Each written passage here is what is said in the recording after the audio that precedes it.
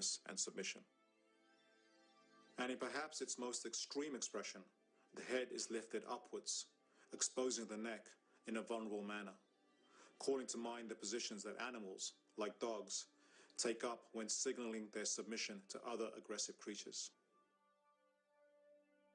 Outside of the animal kingdom, in the actual human world women inhabit, it clearly signifies that the woman has surrendered her agency within the social world and accepted her helplessness.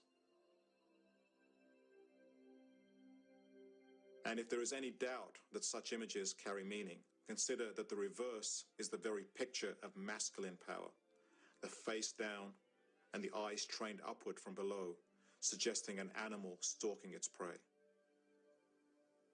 Once again, the key here is that none of this is biologically determined or predestined. This is simply a story that the culture tells us about how femininity, and by extension masculinity, are to be performed.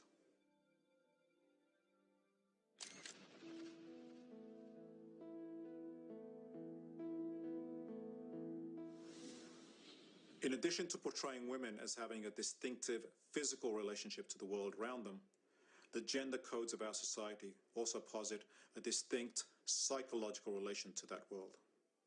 Women are often presented as not paying attention to what is happening around them, drifting from the scene in a dreamy fashion, off in a world of their own. As Goffman says, women, more than men it seems, are pictured engaged in involvements that remove them psychologically from the social situation at large, leaving them unoriented in it and to it, and presumably therefore dependent on the protection and goodwill of others who might come to be present. So when women are presented in this spaced-out mode, they're not attentive to the world around them, not conscious of what is happening, oblivious to any threats that might be posed, and apparently indifferent to any actions that may need to be taken. In this way, just as physically femininity is presented in ways that highlight subordination, so too psychologically it is defined in non-powerful or non-assertive ways, with women shown as essentially having checked out of the surrounding social scene, with their head down, eyes averted to whatever is happening around them. So that over and over again, we have women presented as essentially dazed, zonked out zombies.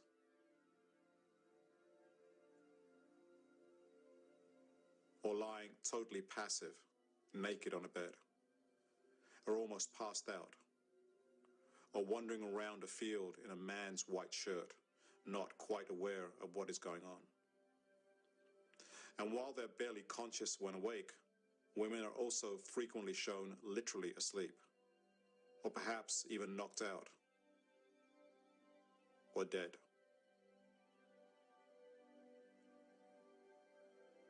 Awake, they're emotionally vulnerable, frequently nervous and biting their lip, or holding themselves in a way that suggests fragility and emotional weakness or helplessness.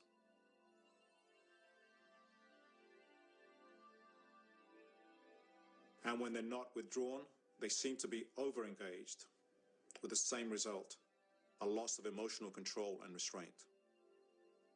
Most of the time, this is shown as uncontrolled laughter, not just a smile, but a much more extreme response.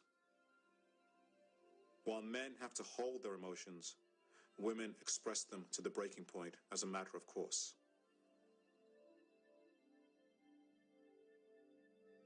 In fact, perhaps the most interesting thing this particular feminine code signifies has to do with masculinity.